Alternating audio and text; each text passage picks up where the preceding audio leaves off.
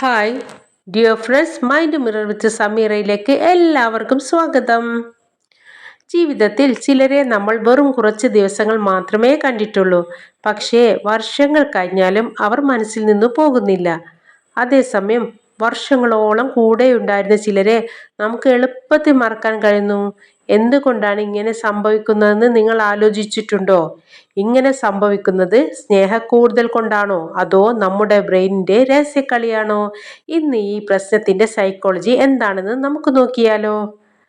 ആദ്യമായി ഓർമ്മകൾ എങ്ങനെയാണ് രൂപപ്പെടുന്നത് എന്ന് നോക്കാം.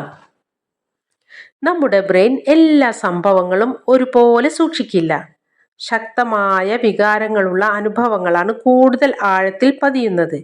അതുകൊണ്ടാണ് ഒരു പ്രത്യേക വ്യക്തിയുമായി കണക്റ്റഡ് ആയ സന്തോഷമോ വേദനയോ വർഷങ്ങൾ കഴിഞ്ഞാലും നമുക്ക് മറക്കാൻ ബുദ്ധിമുട്ടുന്നത്. ഫ്രണ്ട്സ്, സൈക്കോളജിയിൽ സൈഗാർനിക് ഇഫക്റ്റ് എന്നൊരു ആശയമുണ്ട്. എന്താണെന്നറിയോ? പൂർത്തിയാക്കാത്ത കാര്യങ്ങൾ നമ്മുടെ മനസ്സ് വീണ്ടും വീണ്ടും നമ്മളെ ഓർമ്മിപ്പിക്കും.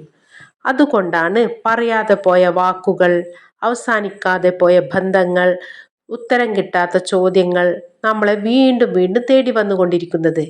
ചില ഇമോഷണൽ മെമ്മറിയും അഥവാ വികാരഭരിതമായ ഓർമ്മകളും നമ്മുടെ ബ്രെയിൻ സൂക്ഷിച്ചു വെക്കും. അതായത് ഭയം, നഷ്ടം, സ്നേഹം, വേദനകൾ എന്നിവയോടൊപ്പം ഉണ്ടായ ഓർമ്മകൾ തലച്ചോർ കൂടുതൽ ശക്തമായി സൂക്ഷിച്ചു വെക്കുന്നു. അതുകൊണ്ടാണ് ചില മുഖങ്ങളും ചില സംഭവങ്ങളും ചില ശബ്ദങ്ങളും ചില പാട്ടുകളും പഴയ ഓർമ്മകളെ ഒരു നിമിഷം കൊണ്ട് തിരികെ കൊണ്ടുവരുന്നത്. പലർക്കും സ്കൂൾ ജീവിതം വളരെ നൊസ്റ്റാൾജിക് ഫീൽ തരുന്ന ഒന്നാണ്. ആ കാലഘട്ടത്തിലെ സൗഹൃദം, സിനിമാ പാട്ട് മുതലായവ വളരെ സന്തോഷം തരുന്ന ഫീലാണ് എല്ലാവർക്കും. അതെന്താണെന്നറിയോ? ആ കാലത്തെ കാര്യങ്ങളല്ല നമ്മൾ മിസ് ചെയ്യുന്നത്, മറിച്ച് ആ സമയത്തുണ്ടായ നമ്മുടെ സ്വന്തം ജീവിതത്തെയാണ് മിസ് ചെയ്യുന്നത്. അതിനാലാണ് പഴയ ഓർമ്മകൾ എപ്പോഴും മധുരമായി തോന്നുന്നത്.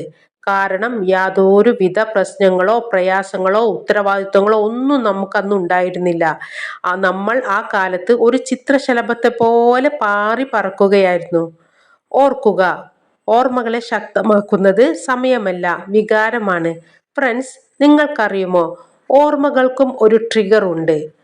ചില പാട്ട്, ചില പെർഫ്യൂമിന്റെ സുഗന്ധം, ചില നേരത്തെ മഴയുടെ ശബ്ദം, ചില സ്ഥലങ്ങൾ, ചിലരുടെ പ്രസൻസ്, ചിലപ്പോൾ ചില ഭക്ഷണങ്ങൾ പോലും ഒരു നിമിഷം കൊണ്ട് വർഷങ്ങൾ പഴക്കമുള്ള ഓർമ്മകൾ തിരികെ കൊണ്ടുവരും. കാരണം നമ്മുടെ ബ്രെയിൻ ഓർമ്മകളെ ഒറ്റയ്ക്ക് സൂക്ഷിക്കുന്നില്ല. അതിനോടൊപ്പം ഉണ്ടായിരുന്ന ശബ്ദവും മണവും സ്ഥലവും രുചിയും ഒക്കെ എല്ലാം ഒരുമിച്ചാണ് സൂക്ഷിച്ചു വെക്കുന്നത്. നമ്മൾ പലപ്പോഴും പറയും മറന്നു കഴിഞ്ഞാൽ എല്ലാം ഹീലായി പോകുമെന്ന്. വെറും തോന്നൽ മാത്രമാണ്. യഥാർത്ഥത്തിൽ ഹീലിംഗ് മറക്കുക എന്നല്ല ട്ടോ.